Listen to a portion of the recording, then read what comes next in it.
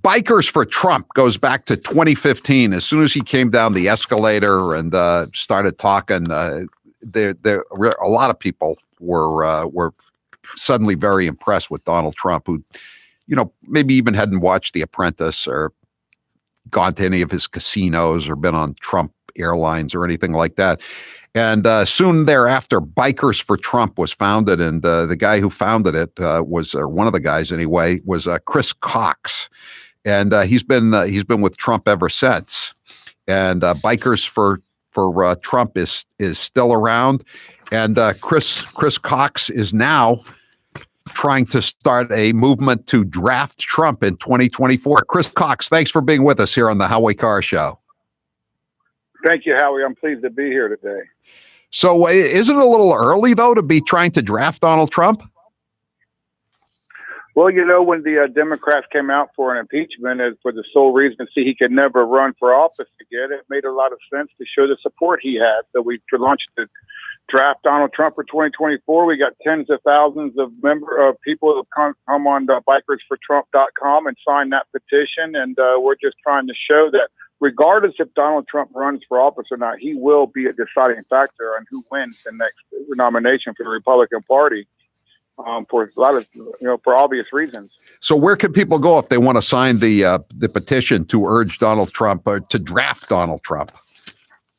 That'd be bikersfortrump.com. You can go there and sign that petition, and you can get behind us and just show the support the president has. He is, he's had unwavering support.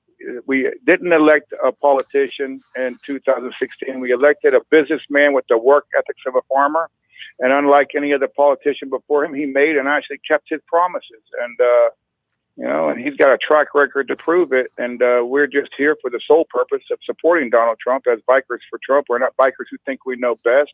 We follow his lead. And, we just want to support him and show that he is a man of integrity. He's he's a decent man. And we've got his back, like he's had our back for the last.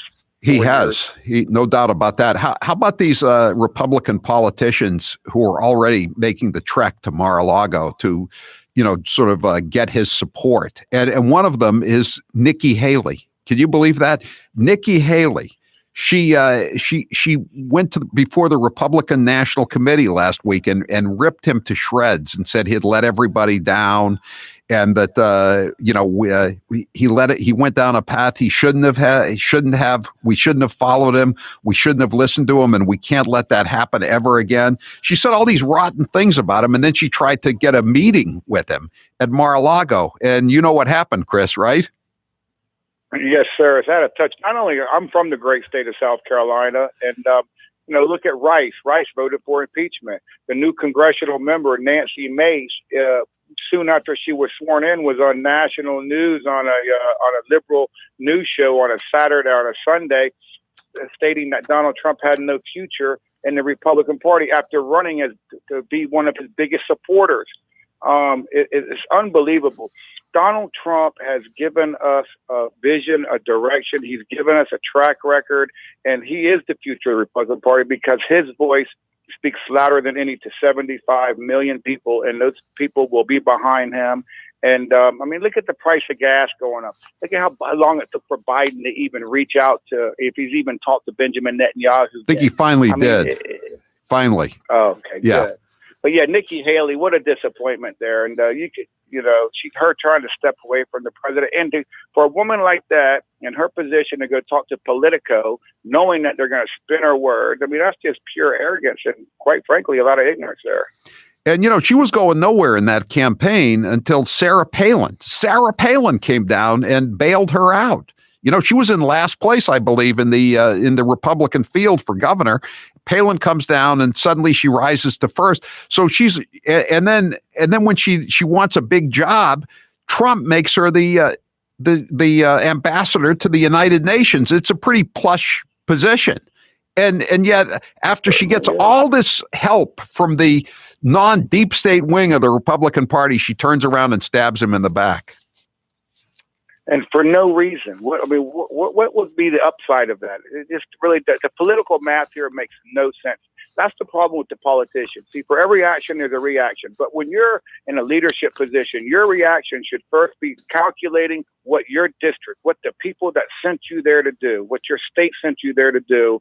And a lot of times they're just doing what they want to do. And they just really forget about the people that sent them there. It's really sad. But 22 is coming up. And the Bikers for Trump, with the 400,000 members, our social media reach at times is up to 10 million a week. And we're going to do our best to remind everybody who and these politicians are and show their true colors. All right. Chris Cox, we appreciate you being with us. If it's not Trump, who do you think the Bikers for Trump would go for? Well, that remains to be seen. But right now, we like the track record that the president has put forth. We like his honesty, like the fact that we know exactly what he's thinking. Nobody's writing these sound bites for him so that he comes across sounding like somebody he's not. What you see is what you get. He tells it like it is. And he's got a lot more support than some people would like to think. But the Bikers for Trump are behind him 100%. He is the George Washington of the Bikers for Trump. We've got his back 100%. We will continue to. All right. Chris Cox, we appreciate it. If you want to sign the petition to draft Donald Trump, bikersfortrump.com. Thank you for being with us, Chris Cox. We appreciate it. 844-500-4242. That's the toll-free number of the Howie Carr Show. It's really amazing to see these Republicans stabbing him in the back. And I thought about that as a poll question. Maybe that'll be for next week. Who stabbed him in the back more? Like Nikki Haley, who we were just talking about, the former governor of South Carolina and the former UN ambassador going before the RNC. I'm so happy that he said, no, I'm not going to talk to you. Why would you talk to somebody like that? I know, the Godfather said, keep your friends close and your enemies closer, but why? In the case of Nikki Haley, she was going nowhere. She was with Marco Rubio, the amnesty candidate in 2016. And she was speaking out against him in the Republican primary down in South Carolina. And then he gave her a job. And look what she did in return. Look at Mitt Romney. Mitt Romney, he's either at your throat or at your feet. And after when he needed Trump in 2012, he was at his feet. When Trump was the leader, he was at his throat. When Trump was elected, he went to New York to Trump Tower and begged for the job of Secretary of State. He was at his feet. And then he turns around and he rips Trump apart. Mitch McConnell, same thing. Mitch McConnell was down, as Trump said on one of his appearances. He was down 20 points in Kentucky, and then he running against an extremely weak candidate. I think her name was Amy McGrath. But people were ready to toss him out because he'd been in office his entire life. And Trump came and helped him out and made ads for him, raised money for him, and McConnell was reelected pretty handily. And what was McConnell's response? First of all, his wife quits the cabinet, the transportation secretary, after the so-called riots. And incidentally, speaking of the riots, I was reading the Daily Mail today about they had a story about all these Capitol cops that have been suspended since the riots because supposedly they weren't behaving properly. One of them was wearing a MAGA hat during the riots. And would you believe the Daily Mail, which I know they sensationalize things for clickbait, but I kind of like the paper. It's the website. It's a tabloid in London. And they said again today that the Trump supporters killed a Capitol police officer, murdered a Capitol police officer with a fire extinguisher. I mean, that story has now been debunked for a week, and they're still running with it. It's very fake news. It's the big lie. I mean, come on.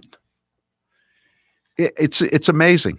Glenn Grunwald had a great piece on it, very lengthy on I think it's called Substack.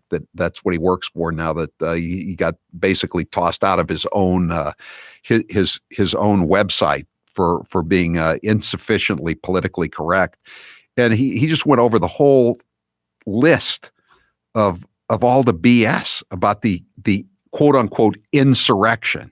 It's just all crap.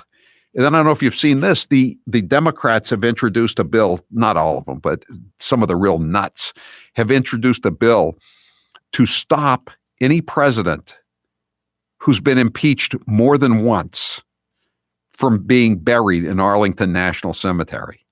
Now, number one, I don't think President Trump is really, thinking about where he's going to be buried right about now.